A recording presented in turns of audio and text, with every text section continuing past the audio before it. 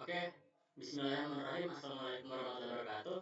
Perkenalkan, nama saya Fajar Hadi Rahman dengan NIM S1T12303. Di sini saya akan menjelaskan tentang tugas etika profesi yang diberikan oleh dosen. Di sini ada nomor pertama, yaitu ada sebuah artikel yang dimana di dalam itu tersimpan sebuah masalah eh, pembajakan sebuah data-data yang ada di Indonesia. Nah, di pertanyaan nomor 1 ini, jelaskan isu pelanggaran ITE yang terjadi pada artikel tersebut dan berikan alasan Anda apakah tindakan yang dilakukan oleh Bjorka dibenarkan atau tidak dibenarkan.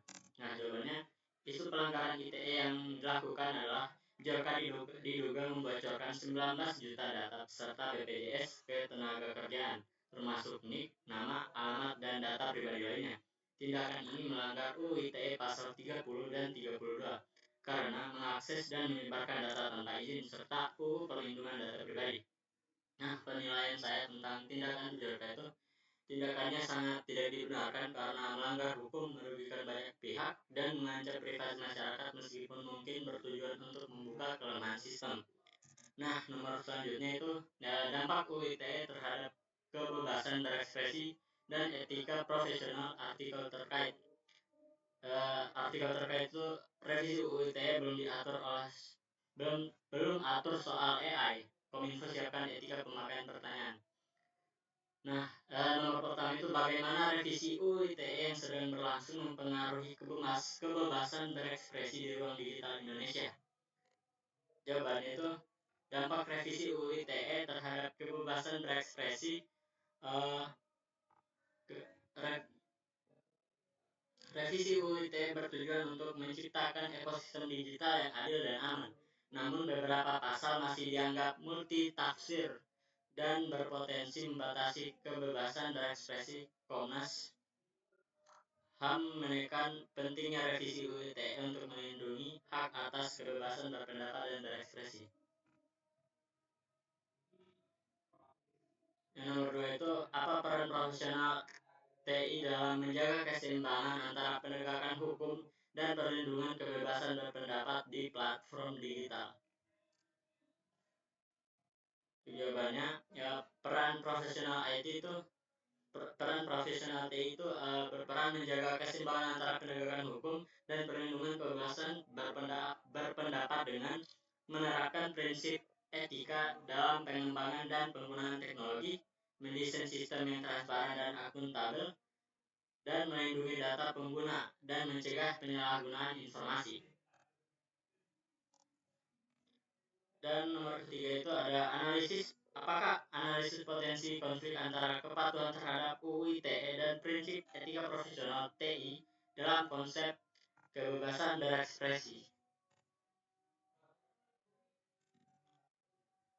Jawabannya itu, potensi konflik antara kepatuhan UU ITE dan etika profesional TI adalah kepatuhan terhadap UU ITE dapat berbenturan dengan prinsip etika profesional TI, terutama jika hukum digunakan untuk membatasi ekspresi yang sah. Profesional TI harus menavigasi antara kepatuhan hukum dan komitmen terhadap kebebasan berekspresi dengan mendorong regulasi yang jelas dan adil, serta mengadvokasi perlindungan hak digital.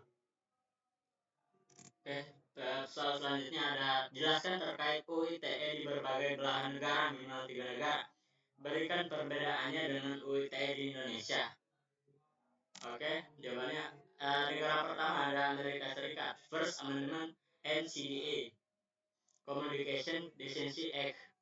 Nah, ini fokus hukumnya itu melindungi kebebasan berbicara, First Amendment, serta membatasi tanggung jawab platform digital atas konten pengguna, pasal 230 CDA. Perbedaannya itu ada di Amerika Serikat, kebebasan berekspresi sangat dijaga, bahkan untuk konten kontroversial, platform tidak bertanggung jawab atas isi pengguna. Di Indonesia itu, UU ITE memberi ruang pidana untuk ujaran yang dianggap melanggar kesusilaan, penghinaan, atau hoax, sehingga bisa menekan kebebasan berpendapat. Nah, kalau di Jerman itu ada NetzDG, Network Enforcement Act. Fokus hukumnya itu mengharuskan platform media sosial menghapus konten ilegal seperti ujaran kebencian dalam waktu 24 jam. Perbedaannya itu, Jerman sangat tegas terhadap ujaran kebencian, tetapi fokus pada konten yang melanggar hukum secara jelas seperti Nazi, rasisme, dan ekstrem. Nah, di Indonesia itu lebih longgar dalam definisi ujaran kebencian dan cenderung multitafsir sehingga rawan disalahgunakan. Nah, negara terakhir ada Singapura dengan POFMA, Protection from Online Falsehoods and Manipulation Act. Fokus hukumnya itu menindak penyebaran informasi palsu atau hoax secara tegas dengan denda atau koreksi konten oleh pemerintah. Perbedaannya itu Singapura menekan stabilitas dan anti hoax, tetapi pemerintah memiliki kuasa besar menentukan mana informasi yang salah. Nah, kalau di Indonesia itu juga menindak hoax lewat UU ITE, tetapi dengan proses hukum pidana langsung, bukan koreksi administratif seperti Singapura. Nah, soal terakhir itu, pelanggaran ITE apa yang pernah kalian lakukan telah kembali UU ITE yang telah dibagikan pada pertemuan sebelumnya. Sebutkan pelanggaran tersebut. Nah, pelanggaran yang pernah saya lakukan, pelanggaran terhadap UU ITE itu seperti membagikan sebuah chat saya dengan seseorang, tapi membagikannya tanpa sepengetahuan orang yang sedang saya chat. Nah, seperti itu. Nah, untuk undang-undang ITE-nya itu ada di Undang-Undang Nomor 11 Tahun 2008, JUU Nomor 19 Tahun 2016. Pasal 26 ayat 1, setiap orang berhak atas perlindungan data pribadi dalam sistem elektronik.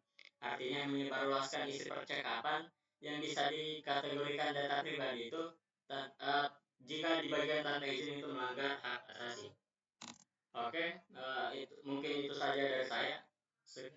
Wabillahi taufiq wal hidayah. Wassalamualaikum warahmatullahi wabarakatuh.